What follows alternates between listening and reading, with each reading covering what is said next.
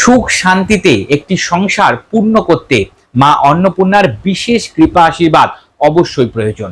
সামনেই আসছে 2026 সালের অন্নপূর্ণা পুজো। আজকে সহজ ভাষা ধর্মকথার এই বিশেষ পর্বে আমরা জেনে নেব 2026 সালের অন্নপূর্ণা পুজোর সময় নির্ঘণ্ট এবং তার সাথে জানবো এই দিন কি কি বিশেষ উপায় করা যায় যার মাধ্যমে মা অন্নপূর্ণার বিশেষ কৃপা আশীর্বাদ আমাদের সংসারকে পূর্ণ করবে। কি উপায় করব সেই বিষয়ে আজকে আলোচনা করব। আপনাদের সকলকে জানাই সহজ ভাষা ধর্মকথার এই বিশেষ পর্বে সুস্বাগতম।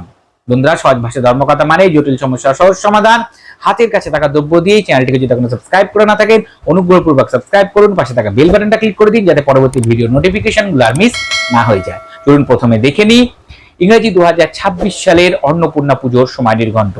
অন্নপূর্ণা পুজো সাধারণত আমরা জানি প্রত্যেকেই যে চৈত্র নবরাত্রি যখন থাকে সেই চৈত্র নবরাত্রির অর্থাৎ চৈত্র মাসের শুক্লপক্ষের অষ্টমী তিথিতে আমাদের হয়ে থাকে।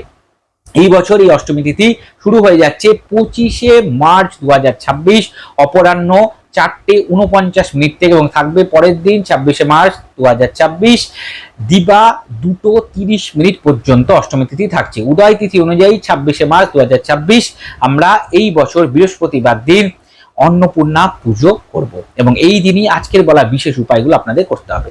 কি উপায় করবেন বন্ধুরা? প্রত্যেকবার যে উপায়গুলো বলি সেগুলোর মধ্যে থেকেই বিশেষ কিছু উপায় এবার অত্যন্ত প্রয়োজন, তার কারণ এইবার এই অন্নপূর্ণা পুজো পড়ছে বৃহস্পতিবার দিন, মা লক্ষ্মীর বার। বন্ধুরা, এই দিন এই উপায়গুলো করতে কিন্তু ভুলবেন না। কি করবেন?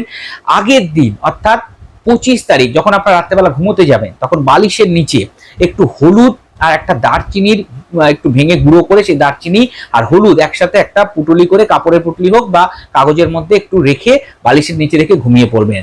যখন রাখবেন তখন মনে মনে আপনাদের যে মনস্কামনা আছে মায়ের কাছে সেটা জানিয়ে বালিশের নিচে রেখে ঘুমোবেন।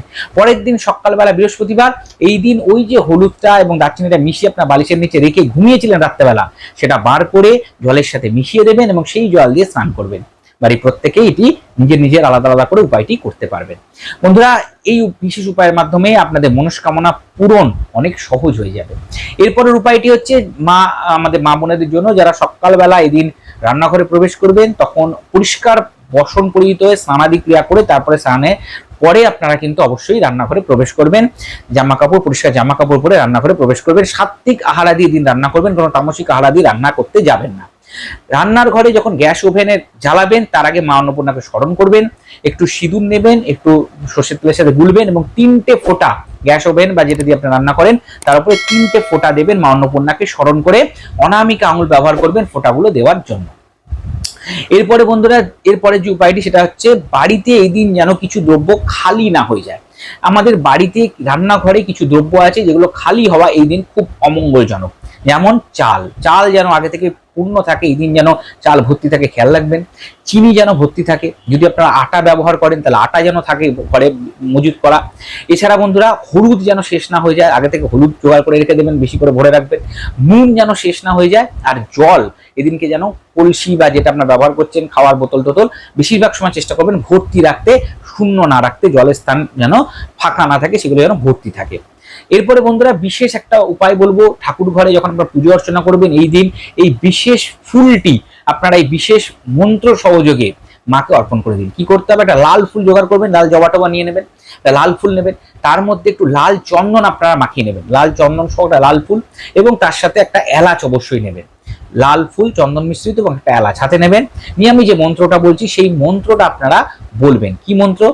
ওম অন্নপূর্ণে সদা পূর্ণে শঙ্কর প্রাণবল্লভে জ্ঞান বৈরাগ্যম সিদ্ধাম ভিক্ষাম দেহি নমস্তুতে। এই মন্ত্রটি স্ক্রিনে যাবে, এই মন্ত্রটি আপনারা বলবেন, মা অন্নপূর্ণাকে স্মরণ করেন, দেবাদিদেব মহাদেবকে স্মরণ করুন এবং তারপরে এই ফুলটি আপনারা আপনাদের বাড়িতে যে মাতৃদেবতা আছে, যদি মা অন্নপূর্ণার ফটো থাকে তাতে দেবেন, মা কালীর ফটো থাকে সেখানে দেবেন, যদি দুর্গা মায়ের ফটো থাকে সেখানে দেবেন, অর্থাৎ মাতৃরূপের ফটো, মা লক্ষ্মীর ফটো থাকে তাকেও আপনারা দিতে পারেন। মাকে স্মরণ করে আপনারা এটা দিয়ে দেবেন। এরপরে বন্ধুরা, এই দিন খাদ্যদ্রব্য দান করা অত্যন্ত ভালো। যে কোনো জায়গায় আপনারা খাদ্যদ্রব্য দান করতে পারেন গরিব দুস্থ ব্যক্তিদের। বাসন কোসন, বিশেষ করে পেতলের বাসন, কাঁসার বাসন, একটু চাল ডাল ইত্যাদি দিয়ে আপনারা কোনো মন্দিরে গিয়ে দান করে আসতে পারেন, গরিব মানুষকে দান করে আসতে পারেন। দুর্ভাগ্য কাটে, আর্থিক উন্নতি হয় এর মাধ্যমে। বন্ধুরা, এই বিশেষ দিনে আপনারা কিছু শস্য আছে যেগুলো বাড়িতে অবশ্যই আপনারা নিয়ে আসবেন, এবং শুদ্ধ পাত্র বলতে মাটির পাত্র হতে পারে, কাঁসা, পেতল, রূপোর পাত্র হতে পারে, এই জাতীয় কোনো পাত্র জোগাড় করুন, তার মধ্যে এগুলো রেখে লাল কাপড় দিয়ে মুখটা আটকে আপনারা রান্নাঘরের পূর্ব দিকে রেখে দেবেন। কি কি শস্য? প্রথম হচ্ছে ধান, ধান যদি না থাকে চাল, ধান বা চাল নেবেন। এছাড়া আপনারা গম নিতে পারেন, জব, যে জব বিক্রি হয় দেখবেন সেই জব নেবেন, তিল, কালো তিল এই ক্ষেত্রে ব্যবহার করবেন, মাসকলাইয়ের ডাল আপনারা নিতে পারেন, মুগ ডাল নেবেন, সর্ষের দানা অর্থাৎ যে সাদা সর্ষে এগুলো হয় বা হলুদ সর্ষে সেই সর্ষের কথা বলছি, গোটা ধনে, ভুট্টার দানা নিতে পারেন। এবং এই দ্রব্যগুলোর মধ্যে আমি 9 রকমের আইটেম বলেছি, তার মধ্যে থেকে আপনার 5টা হোক, 7টা হোক বা 9টাই হোক জোগাড় করতে পারলে সবগুলো একটু একটু করে দেবেন ওই পাত্রটার মধ্যে। একটা ছোট পেতলের কাঁসার বা মাটির একটা কলসি নিয়ে নেবেন, তার মধ্যে দেবেন, দিয়ে মা অন্নপূর্ণাকে স্মরণ করে উপরে লাল কাপড় দিয়ে, লাল সুতো দিয়ে বেঁধে সেটা আপনাদের রান্নাঘরে একটা পবিত্র স্থানে রেখে দেবেন। বিশেষ করে যদি পূর্ব দিকে রাখতে পারেন খুব ভালো হয়। সব সময় ঘরে ধনধান্যে পরিপূর্ণ থাকবে, রোগ ব্যাধিও এর মাধ্যমে কম হবে। এদিন যখন রান্না করবেন তখন একটু ঠাকুরকে স্মরণ করে রান্না করবেন, একটু ভক্তিমূলক কোনো গান চালিয়ে রান্না করতে পারেন, খুব ভালো এফেক্ট পাবেন। বন্ধুরা, এই বিশেষ তিথিতে একটা জিনিস ঘরে অবশ্যই কিনে নিয়ে আসবেন, কিনে নিয়ে আসতে ভুলবেন না। কি জিনিস? সেটা হচ্ছে মুগ ডাল।